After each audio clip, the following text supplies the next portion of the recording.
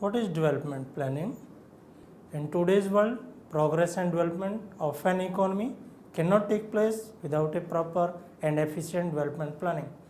Development planning basically refers to the decisions made, the goals set, and the policies designed by the concerned authorities of the economy, taking into account its priorities and targets to achieve certain level of development in given period of time by making optimal utilization of resources. It also constitutes the various ways to evaluate whether or not the methods used actually resulted into achieving the final targets in time. The process of planning therefore involves the following steps: assessing the potential and availability of the resources in the economy, setting the priorities and goals in view of the requirement of the economy, formulating the objectives and targets to be achieved in given span of time for various sectors and subsectors, making optimal utilization of the available resources and channelizing them to achieve the given targets in a planned way, and evaluating and analyzing the various plans and methods used to target the given goals and adopting the techniques to overcome the past failures. The goals of development planning in an economy generally includes growth, equity, full employment, self-reliance, modernization, development of infrastructure such as railway, irrigation, industries, power, roads, etc. Development of the economic sectors of the economy, primary, secondary and tertiary sectors, and development of social sectors such as education, health, unorganized sectors, etc. to achieve these goals. Financial resources are needed to fund the planning program and various projects which are obtained through mobilization of resources.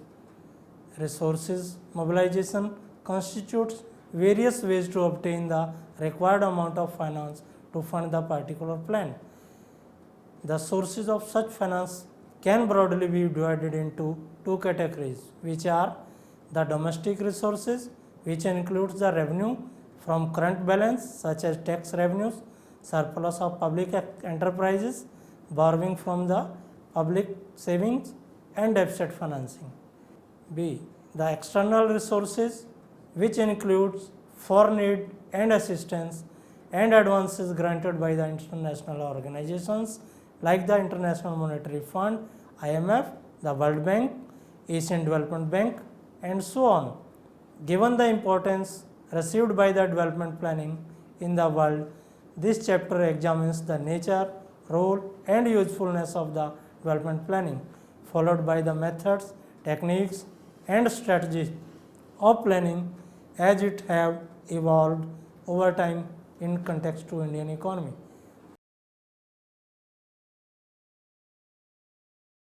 After studying these modules, you shall be able to know about nature, role and scope of development planning in developing countries like India. Learn how development planning process takes place in an economy. Identify various types of planning. Evaluate the process of economic planning. Analyze achievements and drawbacks of planning in an economy. Next, we are going to discuss about the nature and role of development planning. As already discussed in the introduction, the development or economic planning plays an important role in the development of an economy. However, it cannot be carried out without satisfying its objectives. Planning has two types of objectives or goals, short term and long term. Once its objectives are known, it provides various guidelines and measures to use the economy's scarce resources in an optimal way. For this, it formulates a plan depending upon the requirement of the particular subsectors, sectors and economy as a whole. It then different stages of plan and allocates resources to each stage along with identifying the necessary methods and techniques for successful implementation of the plans. Apart from this, it explores the factors responsible for restricting and hampering the growth of the economy, and so correspondingly recommends policy formulation and adjustments. It also carry out timely appraisal of the progress of the plans, and depending on that make time to time changes and adjustments in its policies and development programs for effective implementation and hence to obtain efficient outcomes. Assessment and evaluation of the plan, policies and programs also play a vital role for effective performance of the development planning in developing nations. These not only help in making timely necessary corrections in the programs where applicable, but also provide a way by which the planned projects are being assessed in terms of their achievement in relation to their initial goals and targets, their impact on the targeted groups and communities, the adequacy of process through which resources are being allocated to these target groups, limitations of the programs, further suggestions, recommendation and implications, and so on. These provides various methods to formulate short, medium and long term plans to mold the development towards a particular path. All this indicates the complex nature of development planning, which is not confined to one particular dimension but is spread out into multi-dimensional structure of the economy.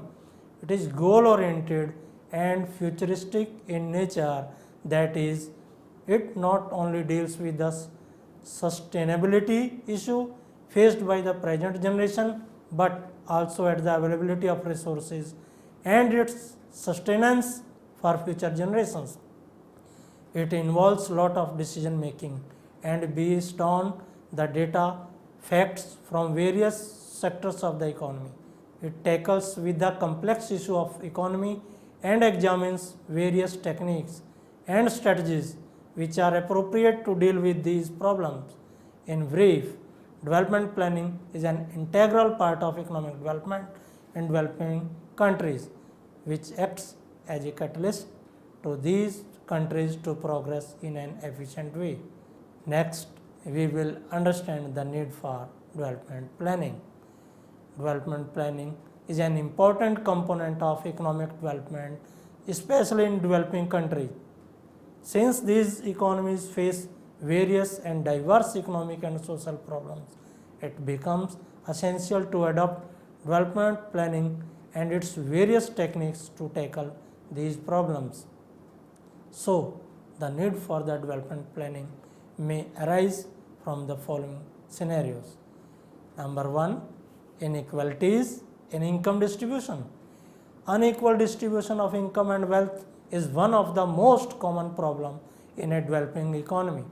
In a free market mechanism, only those goods will be produced which gives maximum profit.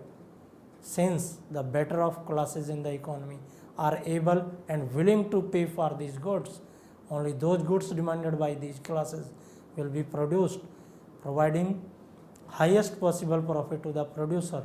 Now, in such a scenario, with no planning, poor would be neglected and denied of the basic necessities of life due to their poor purchasing power. Hence, planning is adopted to overcome the limitation of the free market mechanism with respect to both equity and efficiency. Number 2, low levels of saving and investments. Due to low income in a less advanced economy, rates of saving and investments are also low, resulting into slow process of development. Hence, planning becomes important in order to make proper use of available savings, augment its rate with the help of government interference, and mobilize it to further capital formation and investment, which in turn helps in increasing the pace of development in the economy. Third, the need for social justice. As discussed before, the free market mechanism work more in favor of better off section of the society. Similarly, the gains of the economic growth as has been generally observed, do not trickle down to the poor masses of the economy. Therefore, development planning is needed to divert the gains of the economic growth to the poor by incorporating poverty alleviation, employment generation, and similar programs for the overall development of the economy. Fourth one, need for industrial and agricultural development. Agricultural and industrial sectors are most vital sectors of an economy. The development of these sectors in a way defines development of the entire economy. Since these two sectors alone require majority of the economy's investment, planning is needed to direct and mobilize saving and investment to these sectors. Planning by transforming the agrarian sector into a modernized sector with suitable light and heavy industry will definitely help in augmenting the growth of these sectors and hence in the growth of overall economy. 5. Need for high rate of economic growth. Among various objectives of planning in developing countries, one is to speed up the rate of growth of economic development. Planning achieve this by mobilizing saving and investment, controlling and providing financial institutions, checking and improving foreign trade, and so on, which in turn helps in raising the rate of savings, capital formation, and hence income levels. The control of banking and other financial sectors by planning authority also ensures development of money and capital markets. It also aims at reducing the gap between urban and rural sectors growth rate, thereby ensuring balanced growth rate of the economy. Number 6, need for heavy investment in social sectors and infrastructure, health, education, water supply, sanitation, housing, women and child care development, etc. are included in the social sector of an economy. Since a free market society is driven by motive, profit, the social sector remains ignored. This is because the social sector requires huge investment while the return from this sector is low. Thus, here comes the role of planning, where the government takes the responsibility to put up and step up in the investment in these areas of society. This is because investment in this sector helps in human development, and without human development, real development of the economy is not possible. Similarly, in the case of infrastructure such as roads, transport system, irrigation, etc., which also requires heavy investment and therefore need government interference to augment its growth and hence its development. 7. Mobilization and optimum utilization of resources. In an unplanned economy, large investment would take place in sectors which will yield profits, since private investors would invest in such areas only, which will not be consistent with the overall progress and long-term objective of the development of the economy. Thus, planning is required so that the scarce resources of the economy are utilized in the best possible way, keeping in mind the development of the entire economy, which in turn will optimize the social gains and hence result into a more equitable and efficient distribution of the resources. 8. Need for sustainability and environment protection. Apart from these reasons, another reason for the need of planning is sustainability in the growth of the economy and protection of the environment. If private activities are not monitored, then their profit motive objective would lead to overusage of resources, resulting into environment degradation and hence ecological imbalance. Thus, government interference and planning becomes essential to monitor these activities and protect the environment to ensure sustainability of the growth of the economy. To summarize, development planning and developing economies is needed for a wide variety of regions so as to achieve economy's long-term objective of overall economic development. Let us now understand the type of development planning. There are different types of development planning such as physical planning, social planning, indicative planning, functional planning, micro level, decentralized, democratic planning, regional and national planning. These types are used depending upon the conditions and performance of the economy and its sectors. The main kind of development planning are as follows. 1. Democratic planning. Democratic planning is a one which helps in defining the goals of production and investment according to the needs of the people of the society. This means that economic planning is done with the help of cooperation of the people. The representative of the people of the economy set the goals and implement planning.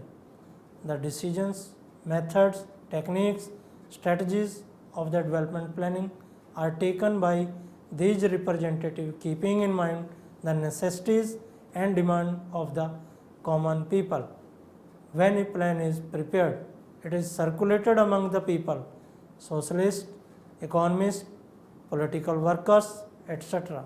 of the country to get their review on the plan and do the necessary changes and adjustments.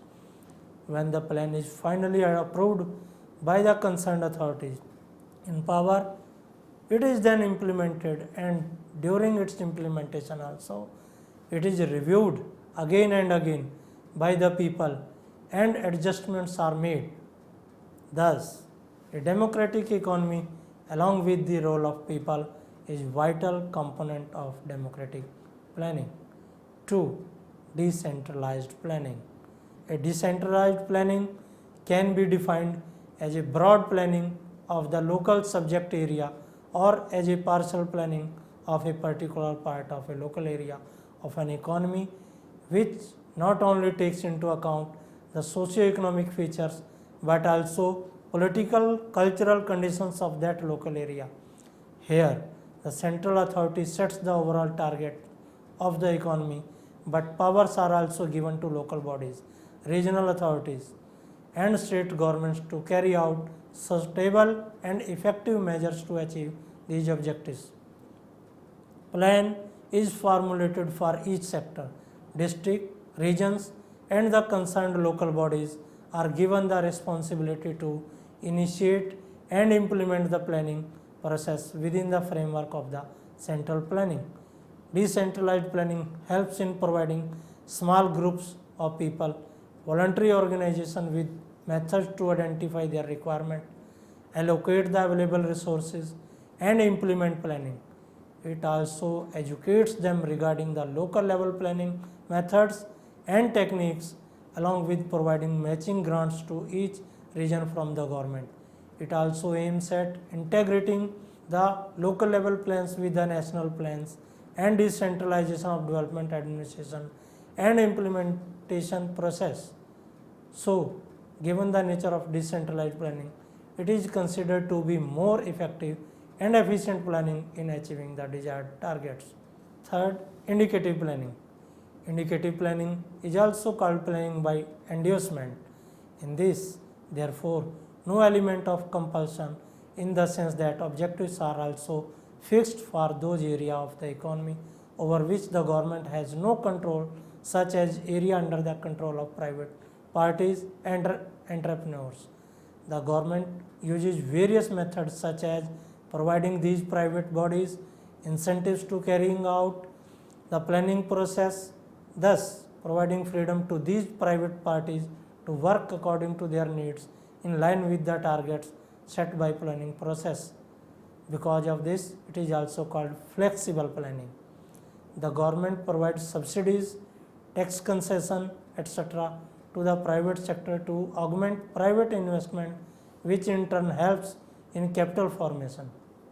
Here, in a sense, both public and private sectors mutually work together to achieve the target of the planning process.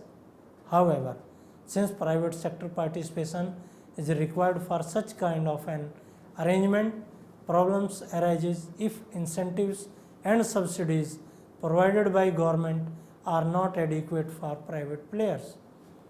Also, since there is no compulsion, it might be the case that the private sector would not take much interest in planning programs. And finally, the government might not be able to monitor the production and consumption of private sector effectively due to no controlling instruments. 4. Regional and micro level planning. Regional and micro level planning refers to a planning process focusing particular region of area of an economy in contrast to national planning, which constitute planning process for the overall economy. In such a planning, a separate authority is formed to look after the plan, formulate it and implement it and in the concerned region. Such type of planning is basically a part of decentralized planning. However, the regional or micro level plans are formulated in conformity with the overall plan. The need for this kind of planning arises due to the complex nature of large number of economic, social and political problems of a region which may not be tackled through a broad national planning. The planning process is initiated by the locals or the representative of the people who form the concerned authority in the region, and thus it is participatory in nature. The plan is formulated as per the requirement of the people and the area, and these authorities receive timely grants from the central authority. This planning helps to utilize the available resources of the region to the fullest and also helps in encouraging the rate of growth of each region, thereby reducing inter-regional gaps in the economy. It also helps in equitable and efficient distribution of resources among the areas and individuals and ensures balanced regional development of the overall economy. Since regional and micro level planning target particular areas, they are more effective in achieving the planned targets along with development of the overall region and hence the economy. Apart from this type of planning, there are others such as physical planning, social planning, functional planning, financial planning and structural planning. In physical planning, resources are allocated in terms of manpower, raw material and production in order to maximize output and employment and also mobilize these resources for development of the economy. Financial planning, on the other hand, deals with the mobilization and allocation of financial resources, that is, it fixes the target for savings, investments and incomes to achieve desired growth of the economy. The functional planning aims at the improving and rehabilitating the existing socio-economic framework of the economy, whereas structural planning deals with a radical approach to completely change the entire socio-economic structure of the economy, implying that it is progressive in nature. Lastly, social planning aims to maximizing the social gain, that is, it intends to improve the well-being and standard of living of the people, which may include education, health, transportation, sanitation, housing, employment, social security, etc., and attempt to achieve equitable distribution of resources among the people. Now, moving on to understand the significance of development planning. A developing economy can achieve its goal only with the help of an efficient and systematic planning given the complex nature of the societies. The usefulness and significance of development planning can be explained with regard to the following advantage of planning. Since the first step of the development planning is to figure out and fix the targets, it becomes easier to implement methods and move the entire economy in such a way that those objectives are ultimately achieved.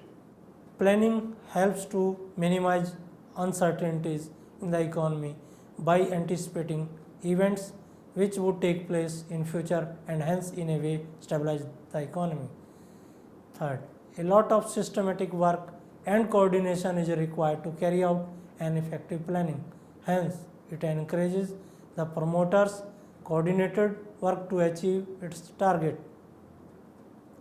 It helps in utilizing the scarce resources of the economy in the best possible way to reach the objectives and so improves the competitive strength of the economy, since in the process of planning, new ideas and opportunities are discovered.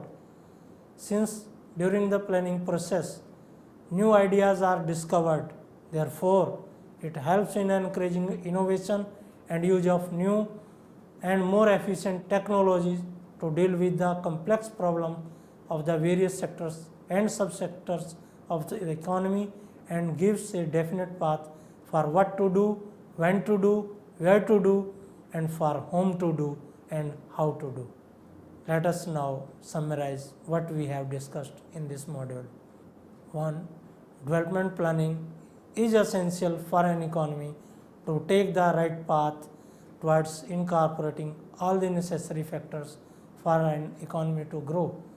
Short-term and long-term goals are outlined such that problems in achieving them are discussed and possible solutions are suggested.